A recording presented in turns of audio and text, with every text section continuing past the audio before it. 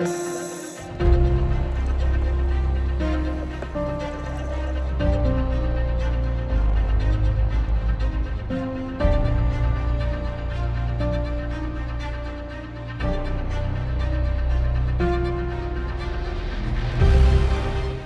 Φεβρουάριος του 1944, όταν ένα ταξίδι που ξεκίνησε από τη Ρόδο με τελικό προορισμό τα ναζιστικά στρατόπεδα συγκέντρωσης δεν ολοκληρώθηκε ποτέ. Το νορβηγικό ατμόπλοιο Όρια, επιταγμένο από τους Γερμανούς, μετέφερε περισσότερους από 4.000 Ιταλούς αιχμαλώτους πολέμου. Στις 12 Φεβρουαρίου, καθώς πλησίαζε τον Πειραιά, το πλοίο βρέθηκε αντιμέτωπο με σφοδρή κακοκαιρία. Μία κακοκαιρία τόσο σπάνια όπως αυτές που μένουν στην ιστορία και συνήθως αφήνουν πίσω τους είτε τεράστιες καταστροφές, είτε ανίποτες τραγωδίες. Οι άνεμοι έπνεαν με απίστευτη δύναμη, αγγίζοντας τα 10 μποφόρ στην περιοχή του Σουνίου και της νησίδας Πάτροκλος, γνωστής και ως Γαϊδουρονήσι. Το πλοίο πλέει σχεδόν ακυβέρνητο, αδυνατώντας να υπακούσει στις εντολές του πηδαλίου. Μοιραία παρασύρεται από τους χειρούς ανέμους, χτυπάει στα βράχια, κόβεται στα δύο και βυθίζεται σχεδόν αμέσως. Από τους 4.046 Ιταλούς αιχμαλώτους, τους 90 Γερμανούς στρατιώτες, τον Νορβηγό καπετάνιο και τους Έλληνες του πληρώματος επιβιώνουν μόλις 30 άνθρωποι. Η παραλία του Χάρακα, καθώς και γύρω παραλίες και Κολπίσκι γεμίζουν πτώματα. Χιλιάδες νεκροί ξεβρασμένοι από τη θάλασσα. Μια εικόνα που περιγράφεται ως ανοιχτό νεκροταφείο. Η θάλασσα έχει μετατραπεί σε έναν υγρό τάφο για περισσότερους από 4.000 ανθρώπους.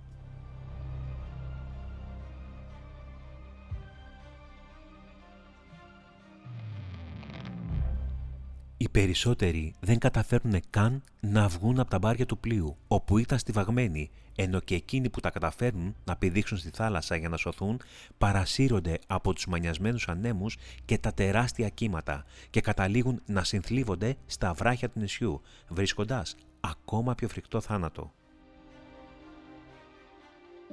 Από μαρτυρίες κατοίκων εκείνης της εποχής, οι νεκροί ήταν τόσοι πολλοί που έμοιαζαν στις παραλίες σαν ένα στρώμα από μαρίδες, απλωμένοι παντού.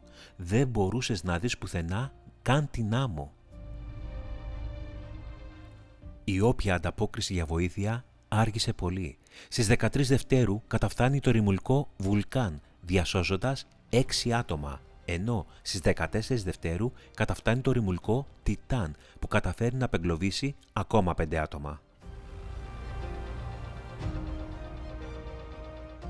Στις 13 Φεβρουαρίου επίσης, οι Γερμανοί εγκαθιστούν φρουρά για να αποτρέψουν την πρόσβαση πολιτών στις γύρω ακτές.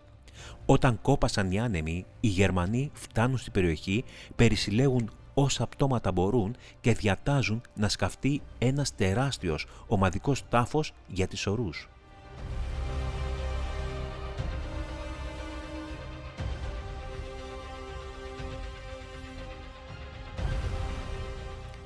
Η μεγαλύτερη τραγωδία στην ιστορία της Μεσογείου και το τέταρτο πιο πολύ νεκροναυάγιο στην ιστορία της ανθρωπότητας κλείνει με τον πιο φρικτό τρόπο, τόσο για τους νεκρούς όσο και για τους δεκάδες χιλιάδες συγγενείς τους.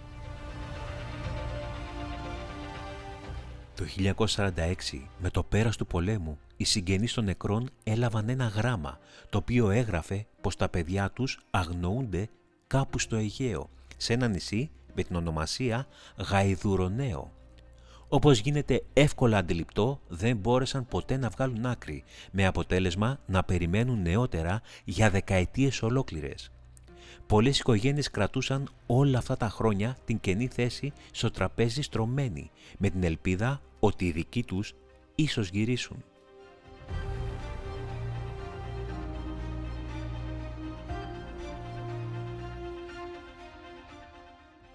Για δεκαετίες το ναυάγιο έμεινε ξεχασμένο, με την πλώρη του να εξέχει από τη θάλασσα, ως το 1955.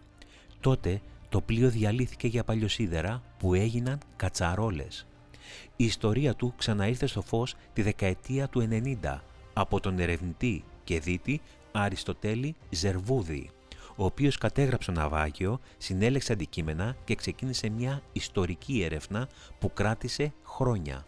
Για τη συνεισφορά του ανακηρύχθηκε αργότερα υπότης του τάγματος του Αστέρα της Ιταλίας.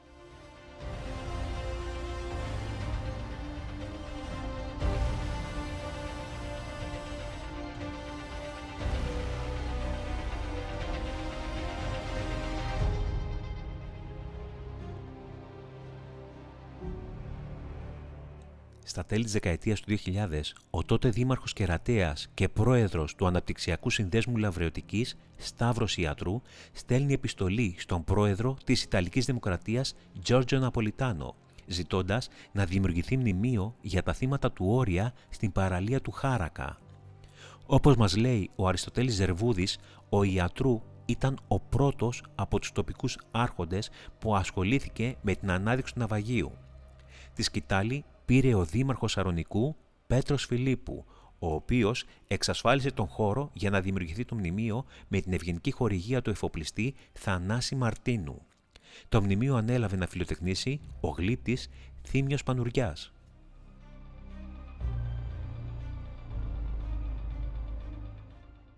Σήμερα, στο νοτιοανατολικό άκρο της νήσου Πάτροκλος, πολύ κοντά από την ακτή, συναντάμε τα υπολείμματα του Όρια από τα 25 έως και τα 36 μέτρα βάθος. Συστάδες από βαρέλια, καραβάνες, παγούρια, σόλες από άρβιλα και ανθρώπινα οστά συνθέτουν το σκηνικό της ανίποτης τραγωδίας.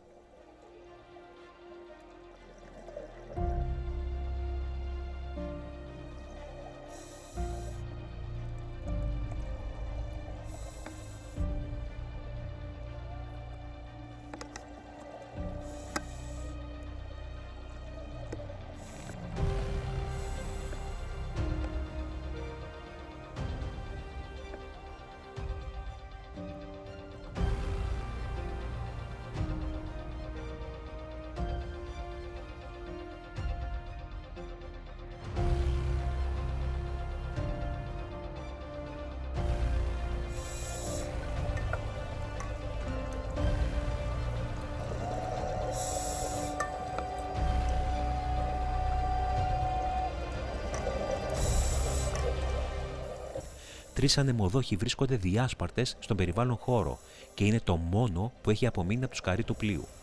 Στον βυθό μπορείς ακόμα να δεις πολύ λιγότερους πλέον σε σχέση με το παρελθόν κάλικες των 88 χιλιοστών αλλά και βλήματα των 37 χιλιοστών από τα πυροβόλα του πλοίου. Συνεχίζοντας ακόμα βαθύτερα και φτάνοντας στο βάθος των 50 μέτρων, αντικρίζεις ακόμα κάποιες καραβάνες που διατηρούνται σε πολύ καλή κατάσταση.